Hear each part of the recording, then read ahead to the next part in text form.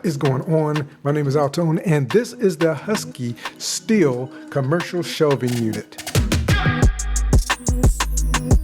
So the Husky Steel Commercial Shelving Unit is a 4-tier shelving unit with the dimensions of 78 inches tall, 77 inches long, and 24 inches deep. Its total weight is about 150 pounds, and it is rated at 2,500 pound capacity per shelf. What actually comes in the box is 4 uprights, 8 beams, 12 cross braces, and 4 mesh decks. Evenly spaced as we have it set up, you actually have 2 openings, floor included, with a height of 17 inches and 2 upper shelves with a clearance of 15 inches each. Also, you have storage on the top, but the amount of storage space that you actually have there will be dependent upon the ceiling height in the area in which you're actually using the commercial shelving unit. There are absolutely no tools required to assemble the shelving unit, but the tools that I recommend that you have: a knife or a pair of scissors. I also recommend that you have a rubber mallet so that you can properly seat the beams